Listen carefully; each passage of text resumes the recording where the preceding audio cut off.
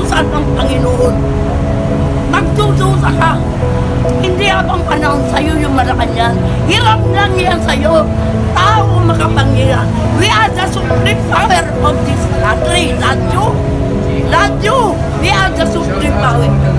Ha? Kung matalino kayo, pakinggan yung mga sinasabi ko. I'm already 76. I'm dying. What? I don't, I said, I'm not